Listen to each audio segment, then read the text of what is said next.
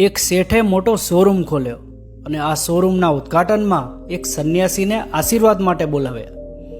બધી વિધિ પતી ગયા પછી શેઠે સંન્યાસીને કીધું કે આ દુકાનમાં 21,000 વસ્તુઓ મળે છે. આપને જે જરૂરી લાગતી હોય તે બે ઝીઝક લઈ લેજો. સંન્યાસી હસ્યા અને બોલ્યા, આમાંથી એક પણ વસ્તુ મને જીવવા માટે જરૂરી નથી લાગતી. મને એ વાતનું આશ્ચર્ય થાય છે કે માણસો આવી બિનજરૂરી 21,000 વસ્તુ વાપરે ક્યાં છે? એર ફ્રેશનર વગર કોનો શ્વાસ રૂંધાઈ ગયો? અરે ફેસ વોશ ના વાપર્યું તો કોણ કાળું પડી ગયું? હોમ થિયેટર લાવી કોણ કલાકાર બની ગયો છે? કન્ડિશનરથી કોના વાળ કાળા અને મુલાયમ થઈ ગયા? અરે જે ડાઇનિંગ ટેબલ વાપરે છે શું એને ઘૂંટણનો વાર નથી થતો?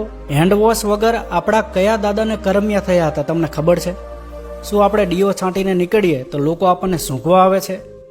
આપણે આ કુદરતની તમામ વ્યવસ્થાઓને ચેલેન્જ કરીએ છીએ. બાકી બગલો ક્યાં શેમ્પૂથી નાહે છે? મોરલો પોતાનો રંગ અકબંધ રાખવા માટે કયું ફેસ વોશ કે કન્ડિશનર વાપરે છે? કોઈ દિવસ બિલાડીને મોતિયો આવ્યો? સસલાના વાળ કોઈ દી બરડ અને બટકણા જોયા? ઇન્હેલર કે બામ વગર પણ કૂતરાનું નાક ગંધ સુગંધ પારખે જ છે. મધમાખીને હજી પણ દવા લીધા વગર સુગર કંટ્રોલમાં જ છે. એલાર્મ વગર કુકડો રોજ ઉઠે જ છે. માણસ પૈસા ખર્ચીને દુઃખી થવાની ચીજો ખરીદી લાવે છે.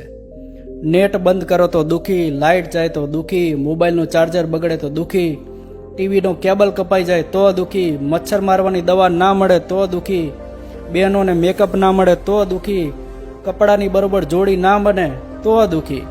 આ વર્તમાન સમયમાં માણસ 10 મિનિટમાં 20 પ્રકારે દુઃખી થાય છે. બાકી જે ગોળ અને 2 રોટલા દાબી જાય, પાણાનું ઓસીકું કરે અને પીલુડીના સાંયે જે નિરાતે ઉગી જાય ને એને દુઃખી કરવા માટે ખુદ 14 ભવનના નાથને નીચે આવવું પડે. આ બધો દેખાદેખીનો ખેલ છે મિત્રો. સુખી થવા માટે બહુ જ ઓછા ખર્ચા છે, પણ બીજાને દેખાડવાનું કે હું કેટલો સુખી છું એમાં બહુ બધા ખર્ચા છે. જેમ જેમ સગવડતા વધતી જાય છે ને એમ એમ માણસને દુઃખી થવાના રસ્તા પણ વધતા જાય છે.